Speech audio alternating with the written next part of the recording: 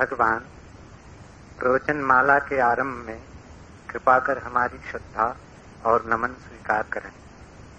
पथ के प्रदीप में आपका वचन है। मनुष्य की सबसे बड़ी कठिनाई मनुष्य का अपने प्रति ही अज्ञान है। दिए के नीचे जैसे अंधेरा होता है, वैसे ही मनुष्य उस सत्ता के प्रति अंधकार में होता है जो कि उसकी आत्मा है। हम स्वयं को ही नहीं जानते, और तब यदि हमारा सारा जीवन ही गलत दिशाओं में चला जाता है तो आश्चर्य करना व्यर्थ है। भगवान, मिट्टी के दिए तले अंधेरे का इकट्ठा होना तो कुछ समझ में आता है, लेकिन ये आत्मिक दिए के नीचे जो घना अंधकार है, उससे हम बिल्कुल अपरिचित हैं। वह क्या है, क्यों है और कैसे दूर हो सकता है, यह हमें विस्तार से समझाने की कृपा करें।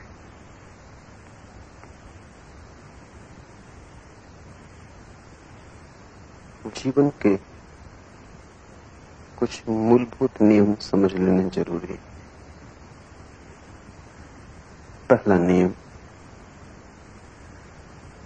जो हमें मिला ही हुआ है उसे भूल जाना एकदम आसान है।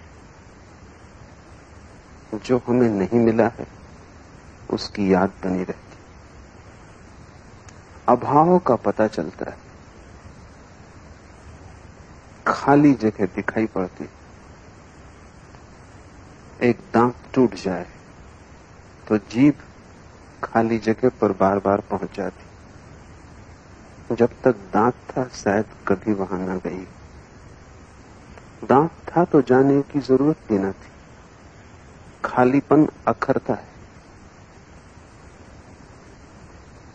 आत्मा से तुम सदा से ही भरे हुए हो। ऐसा कभी भी न था कि वो ना हो गई हो। वो दांत टूटने वाला नहीं, वो जगह कभी खाली नहीं हुई। सदा ही आत्मा रही और सदा रहेगी। यही कठिनाई। जिसका कभी अभाव नहीं हो उसका स्मरण नहीं आता। जब तक तुम्हारे पास धन हो तब तक धन की क्या जरूरत। निर्धनता में धन याद आता है। जब तक तुम स्वस्थ हो शरीर का पता भी नहीं चलता। जब बीमारी आती है तब शरीर ही शरीर दिखाई पड़ता है। बीमारी की परिभाषा ही यही है कि जब शरीर का पता चले। स्वास्थ्य की परिभाषा यही है कि जब शरीर का बिल्कुल पता ना चले। पूर्ण स्वस्थ व्यक्ति ऐसे होगा जैसे शरीर है ही नहीं। शरीर कभी बीमार होता है, कभी स्वस्थ होता है। आत्मा कभी बीमार नहीं होती, कभी स्वस्थ नहीं होती। आत्मा जैसी है एक रूप वैसी ही बनी रहती। उसका तुम्हें पता कैसे चलेगा? उसकी तुम्हें स्मृति कैसे आएगी? ये पहली कठिनाई। इसलिए जन्म जन्म लग जाते हैं उसे खोजने में जो तुम्हारे भीतर मौजूद है। बड़ा उल्टा लगता है ये कहना कि जन्म जन्म लग जाते हैं उसे खोजने में जिसे खोजने की कोई जरूरत ही न थी। जो सदा ही मिला हुआ था, जिसे तुमने कभी खोया ही नहीं था, जिसे तुम चाहते तो भी खो न सकते थे, जिसे खोने का कोई उपाय ही नहीं।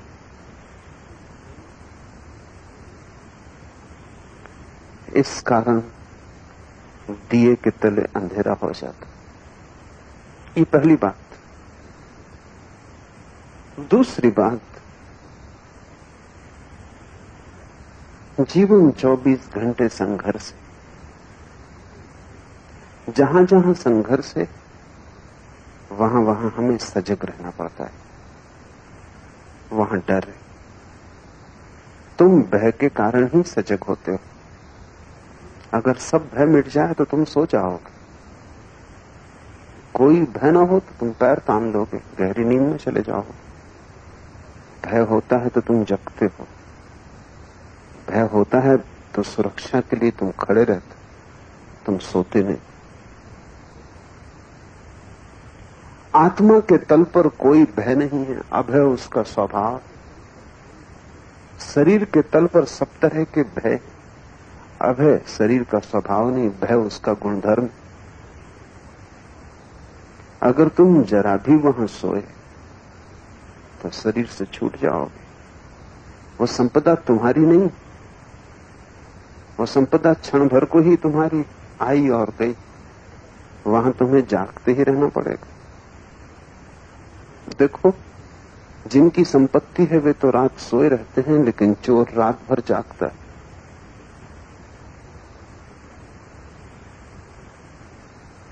मैंने सुना है एक चोर ने एक बार बहुत धन इकट्ठा कर लिया।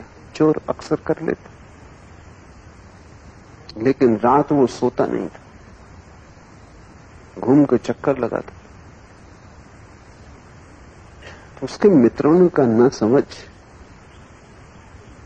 अब तुझे चक्कर लगाने की कोई जरूरत नहीं, रात भर जगने की कोई जरूरत नहीं। चोर ने कहा, पुरानी आदत। और फिर डर भी लगता है कि अगर मैंने चोरी की तो कोई मेरा न ले जाए। चोर सदा भयभीत होता है। अचोर ही सो सकता है, चोर भयभीत होगा। उसे अच्छी तरह पता है कि किस तरह दूसरे लोग सो रहे थे तब वो चोरी कर ले गए। उनकी नींद ही तो चोरी का रास्ता बनी। बहुत बड़ा विचार हुआ। ऑस्कर वाइल्ड, किसी मित्र ने उससे पूछा कि एक किताब मुझे पढ़ने की जरूरत है, बाजार में मिलती नहीं, लाइब्रेरियों में मौजूद नहीं। मैंने सुना है कि वो किताब तुम्हारे पास है, बाहर झांकने का निश्चित, लेकिन मैं दूंगा नहीं। मित्र हैरान हुआ, पुराना संबंध, सिर्फ पढ़ने को किताब मांगता हूं, किताब दोगे नहीं बाहर झांकने।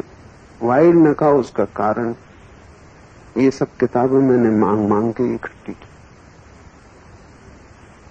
ये सब चुराई हुई। ये जो हजारों किताबें मेरी लाइब्रेरी में दिखाई पड़ती, इनमें एक भी मैंने खरीदी नहीं। अब तुम मुझसे मत मांगो। चोर सदा डरा होता, जो उसने किया है वही उसके साथ हो सकता। तो तुम धन के प्रति तो जागे रहते हो, तिजोरी भरी हो तो तुम होश से बैठे रहते। मकान बड़ा हो, तुम पहरा लगा के बैठे रहते। तुम जो भी कमा लेते हो उस पर तो तुम्हें जीते और मरते पहरा देना पड़ता है। कहावत है कि धनी मर जाए तो अपनी संपत्ति पर सांप होकर बैठ जाता है। कहावत बड़ी अच्छी, उसका कुल मतलब इतना है कि जिंदा भी तुम पहरा दोगे, मर के भी तुम पहरा दोगे। लेकिन आत्मा की संपदा न तो तुमने चुराई, न तुमने किसी से छीनी, वो संपदा सदा ही तुम्हारी रही और वहां कोई भय व्याप्त नहीं होता। तो तुम जागोगे क्यों? जहां भय नहीं वहां तुम जागोगे क्यों? इसलिए दिए के तले अंधेरा इकट्ठा हो जाता। तीसरी बात, जो शाश्वत है, जो सदा है और सदा रहेगा, उसके लिए जल्दी भी क्या है। जो क्षणभंगुर है, अभी है और अभी खो जाएगा, वहां बड़ी जल्दी, बड़ी आपाधापी। देखो, पूर्व और पश्चिम में एक फर्क। पश्चिम में लोग बहुत तेजी में रोज नई नई व्यवस्था करते हैं कि तेज रफ्तार और तेज रफ्तार कैसे हो जाए, कितनी तेजी से हम पहुंच जाएं, कितनी तेजी से काम कर लें। नई विधियां खोजते हैं, नए उपकरण खोजते हैं और भयंकर तीव्रता में जीते। पूर्व में लोग इतनी जल्दी में नहीं, आहिस्ता चलते हैं। कहीं पहुंचने का कोई बहुत आग्रह नहीं, पहुंच गए ठीक, न पहुंचे तो ठीक। पश्चिम और पूर्व के लोग एक दूसरे को समझ भी नहीं पाते। पश्चिम में अगर किसी ने कहा कि मैं 5 बजे मिलने आता हूं तो वो 5 बजे ही मिलने आएगा। पूरब में किसी ने कहा आता हूं मिलने, तो तुम पक्का मत करना कि वो आज आएगा, कल आएगा कि परसों आएगा, आएगा कि नहीं आएगा। इसका कारण ये नहीं है कि पूरब कोई विश्वासघाती, इसका कारण यह है कि पूरब में समय की त्वरा नहीं। और गहरे में खोजोगे तो पाओगे पश्चिम में जो धर्म प्रचलित है, ईसाईयत, यहूदी, इस्लाम, वो तीनों धर्म एक ही जीवन को मानते हैं वो कहते हैं आगे फिर कोई जीवन नहीं, बस यही जीवन समाप्त। इससे जल्दी पैदा हो गई, सब खोया जा रहा है, भोग लो, सब जा रहा है हाथ के बाहर, इसके पहले कि निकल जाए चूस लो, उसका रस ले लो। वो तुम्हारे लिए रुका नहीं रहेगा। अगर तुमने देर अबेर की तो तुम ही भटकोगे, समय लौट के ना आएगा। एक मारवाड़ी ने 1950 के 1 करोड़ कैलेंडर खरीद लिए। 1 पैसे के 4 मिल रहे थे। अब 1950 के कैलेंडर का कोई उपयोग भी नहीं बिक पाए होंगे, पड़े रह गए थे। तब उससे पूछा कि पागल, माना कि बहुत सस्ते हैं, 1 पैसे के 4 मिले, लेकिन इनका करेगा क्या? उसने कहा कभी ना कभी तो 1950 लौट के आएगा, तब देखना, तब करोड़ों बरस जाएंगे। पूरब में लोग वर्तुलाकार समय को मानते हैं, हर चीज फिर लौट के आएगी। कोई चीज सदा के लिए नहीं खो जाती। आज खो गई, कल मिल सकती, परसों मिल सकती। इस जन्म में खो गई, अगले जन्म में मिल जाएगी। इस जन्म में जवानी को खो दिया, घबराओ मत, बहुत बार मिलेगी। इसलिए तेजी नहीं, भागदौड़ नहीं। पश्चिम में एक ही जन्म की धारणा है, जन्म से लेकर मृत्यु तक बस इतनी ही 70 साल की यात्रा, फिर सदा के लिए समाप्त। इसलिए कितनी तेजी से रफ्तार करो, कितनी तेजी से उत्पादन करो, आदमी का कितना समय बच जाए कि वो जीवन को भोग ले, और आदमी आखिरी दम तक भोगता रहे, इसकी व्यवस्था करो। ये सारी धारणा पैदा हुई। ये मैं क्यों कह रहा हूं? ये मैं इसलिए कह रहा हूं कि जहां समय कम मालूम पड़े वहां तुम जोर से भागोगे, पकड़ोगे, भोगने में उत्सुक हो जाओगे। और जहां समय शाश्वत है वहां कोई जल्दी नहीं। आज न देखा हर्ज नहीं, कल भी न देखा हर्ज नहीं, जन्मों जन्मों न देखा तो भी हर्ज नहीं, कभी भी देख लेंगे। आत्मा शाश्वत तत्व है, शरीर शाश्वत नहीं। इसलिए तुम शरीर को पकड़ते हो, देखते हो, संभालते हो, खोजते हो, शरीर के सुखों की चिंता करते हो। इसलिए दिया तले अंधेरा इकट्ठा हो जाता। शरीर मरेगा, तुम चाहे स्वीकार करो या न करो, तुम्हारे चित्त में ये तीर छुपा ही है कि शरीर मरेगा। आत्मा अमृत है, तुमने जानी हो न जानी हो, उसका अमृत स्वर तुम्हारे भीतर प्रध्वनित हो रहा है। तुम पहचानो न पहचानो, सुनो न सुनो, वो स्वर वहां गूंज ही रहा है। जो अमृत है उसे भूलना आसान है, जो मरण धर्मा है उसे भूलना कठिन। जो मरण धर्मा है उसे जल्दी भोग लो। गणित सीधा और साफ है। आत्मा अमृत है, शाश्वत है, वो संपदा खोने वाली नहीं, वहां कभी कोई बीमारी प्रविष्ट नहीं होती। इन सब कारणों के कारण दिए तले अंधेरा है। बुद्ध कितना ही कहें जल्दी करो तो भी जल्दी नहीं होती। कृष्ण कितना ही समझाएं तुम समझ लेते हो, फिर जाके अपने संसार में लग जाते।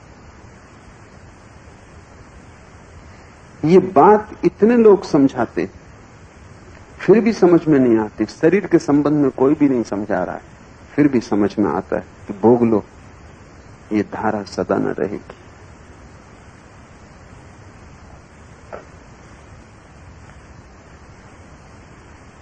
ये सारे कारण अगर ठीक से देख लोगे तुम्हें समझ में आएगा कि क्यों चेतना धारा बाहर की तरफ बह रही और भीतर की तरफ नहीं। क्यों तुम बाहर की तरफ देख रहे हो और भीतर नहीं।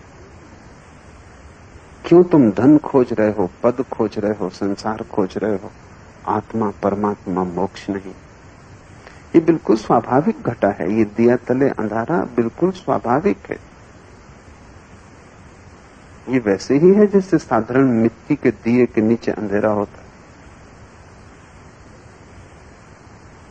ऐसे ही तुम्हारे नीचे अंधेरा है। ये अंधेरा कब तक रहेगा?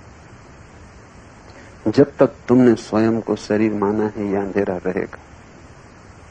जब तक दिया है तब तक अंधेरा रहेगा। ज्योति अकेली हो फिर उसके नीचे कोई अंधेरा नहीं रहेगा। ज्योति सहारे से, थोड़ी देर को सोचो, एक ज्योति मुक्त हो गई अकेली आकाश में, उसके चारों तरफ प्रकाश होगा। लेकिन ज्योति दिए के सहारे, दिया तो ज्योति नहीं, जितनी जगह दिया घेरेगा उतना तो अंधेरे में रहेगी। इसलिए बड़ी विरोधाभासी घटना घटती, दिया सबको प्रकाशित कर देता है और खुद अंधेरे में डूबा रह जाता है। तुम सबको देख लेते हो, बस खुद ही का दर्शन नहीं हो पाता। तुम सबको समझ लेते हो, बस एक ही अनसमझा रह जाता है, वो तुम स्वयं। तुम सबकी सहायता कर देते हो, बस एक ही असहाय रह जाता है, वो भीतर। तुम चारों तरफ संपत्ति के ढेर लगा लेते हो, बस भीतर एक खालीपन, एक निर्धनता रह जाती। जब तक ज्योति शरीर के सहारे, जब तक तुमने समझा है कि मैं शरीर, जब तक ज्योति को ये भ्रांति है कि वो दिया है, मिट्टी का दिया है, जब तक ज्योति ने साफ साफ नहीं पहचान लिया कि दिया मिट्टी है और मैं मिट्टी नहीं, आत्मा अग्नि धर्मा है, शरीर मिट्टी। तुमने देखा कि अग्नि का एक स्वभाव है कि वो सदा ऊपर की तरफ जाती है, ऊपर ऊपर। तुम दिए को उल्टा भी कर दो तो भी ज्योति ऊपर की तरफ जाएगी। तुम ज्योति को उल्टा ना कर पाओगे। अग्नि का स्वभाव है ऊर्ध्वगमन। इसलिए सारे ज्ञान को उपलब्ध व्यक्तियों ने आत्मा को अग्निधर्मा कहा है। इसलिए जरथुस्त्र को मानने वाले 24 घंटे दिए को जलाए रखते हैं मंदिर में। वो सिर्फ इस बात की खबर कि अग्नि तुम्हारा स्वभाव, इसलिए सारी दुनिया में अग्नि की पूजा पैदा हुई। हिंदू सूर्य को नमस्कार करते, वो नमस्कार सिर्फ अग्नि के ऊर्ध्वगामी स्वभाव को। जिस दिन महावीर को निर्वाण उपलब्ध हुआ, उस दिन जैन दीपावली मनाते, महानिर्वाण हुआ। उस दिन वे, उनकी ज्योति दिए से मुक्त हुई। उस दिन करोड़ों करोड़ों दिए जलाते। हिंदुओं की बजाय जैनों की दिवाली ज्यादा सार्थक है।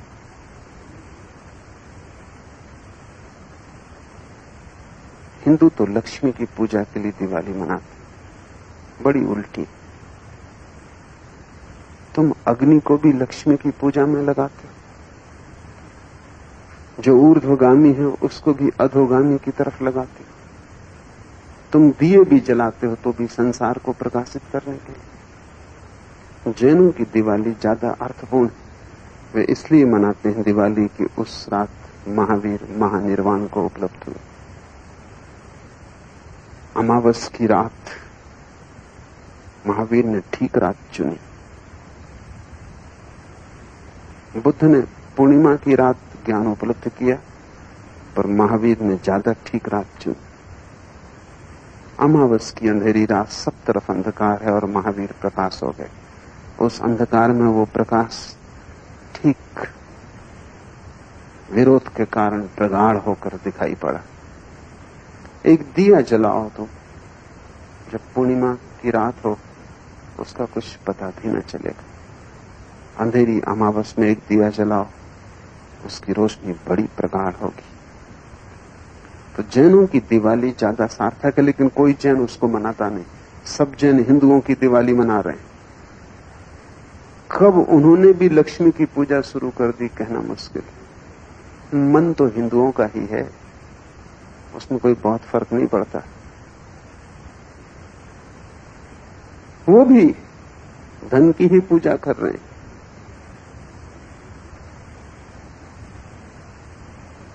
आदमी जैसा है वो सभी चीजों को मिट्टी की तरफ नियोजित कर देता है।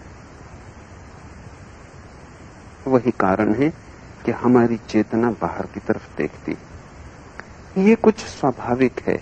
बच्चा पैदा होता है तो स्वाभाविक है कि पहले बाहर देखे। जैसे ही बच्चे का जन्म होता है आंख खोलेगा, बाहर का संसार दिखाई पड़ेगा। कान खोलेंगे, बाहर की ध्वनियां सुनाई पड़ेंगी। हाथ फैलाएगा, मां को छुएगा, स्पर्श करेगा। बाहर की यात्रा शुरू हो गई। फिर प्रतिपल की जरूरतें हैं। बच्चे को भूख लगेगी तो रोएगा, चिल्लाएगा। भूख भीतर तो नहीं भर सकती, बाहर से भरनी पड़ेगी। प्यास लगेगी तो रोएगा, पानी तो बाहर से मांगना पड़ेगा, भीतर तो कोई जल के स्रोत नहीं। बाहर में धीरे धीरे निमज्जित होता जाएगा। धीरे धीरे बाहर ही सब कुछ हो जाएगा, भीतर की कोई याद ही ना आएगी। तुम भूल ही जाओगे कि तुम भी हो। प्यास ही नहीं है, जिसको प्यास लगती है वो भी है। भूख ही नहीं है, जिसको भूख दिखाई पड़ती है वो भी है। ये हाथ जो तुम्हें छूता है यही नहीं है, तुम ही नहीं हो जिन्हें छूता हूं। इस हाथ के भीतर जो छिपा है, जिसके बिना हाथ हिल भी ना सकेगा, वो भी है। वो धीरे धीरे भूल जाएगा। तुम उसके आदी हो जाओगे। और वो इतना शांत है कि उसका तुम्हें पता भी न चलेगा। उसकी आवाज इतनी धीमी है कि इस बड़े कोलाहल में जो बाहर हो रहा है वो आवाज खो जाएगी। ऐसी ही है जैसे कोई बाजार में धीमे धीमे गीत गाता हो। दो फकीर एक रास्ते से गुजरते थे। अचानक एक फकीर ने कहा कि सुना, अजान का समय हो गया। मस्जिद से अजान की आवाज आई, सांझ का वक्त। उस दूसरे फकीर ने कहा, हैरान कर दिया तुमने। इस बाजार के कोलाहल में, जहां हजारों लोग भाव कर रहे हैं, चीजें बेच रहे हैं, चिल्ला रहे हैं, जहां कुछ समझ में नहीं आता, तुम्हें अजान मस्जिद की कैसे सुनाई पड़ी? उस दूसरे फकीर ने कहा, जिस तरफ ध्यान लगा हो वो कहीं भी सुनाई पड़ जाएगा। उसने कहा, देख तुझे मैं प्रत्यक्ष प्रमाण देता हूं। खीसे से एक रुपया निकाला, जोर से रास्ते पर पटका, खन्न की आवाज हुई। वो सब जो बड़े शोरगुल मचा रहे थे, दुकानदार, ग्राहक, चिल्लाने वाले, सब एकदम दौड़ पड़े। रुपया, उन सबका ध्यान, आवाज वो कहीं भी लगा रहे हैं लेकिन रुपये पे लगा है। उसी के लिए तो सारी आवाज चल रही। उन्हें अजान सुनाई ना पड़ी जो कि रुपये की आवाज से बहुत तेज थी। रुपये की आवाज तत्क्षण सुनाई पड़ गई, वहां ध्यान लगा। भीतर तो सतत रुपये के लिए धुन चल रही, उसका जाप चल रहा है। वही तुम्हारा महामंत्र। तुम वही देख पाते हो जिस तरफ तुम्हारी वासना दौड़ रही। तुम वही सुन पाते हो जिस तरफ तुम्हारे कान लगे। तुम वही पकड़ पाते हो जो तुम चाहते हो। एक बड़ा चित्रकार शास्त्रीय चित्रों के संबंध में एक सभा में बोल रहा था। उसने कोई 2 घंटे तक चित्रकला की बड़ी सूक्ष्मतम गहराइयों में प्रवेश किया। चित्रकला के बड़े सूक्ष्म पहलू उघाड़े और समझाए। मंत्रमुग्ध थे लोग। और अंत में उसने पूछा कि कोई सवाल? कुछ पूछने को न था, क्योंकि उसने करीब करीब जो भी पूछा जा सकता था सब कह दिया था। लोग तो चुप रहे, लेकिन एक बूढ़ी औरत खड़ी हो गई। उसने कहा, एक सवाल है, इस फर्श को साफ करने के लिए किस पालिश का उपयोग किया गया? वो जिस हाल में सभा हो रही थी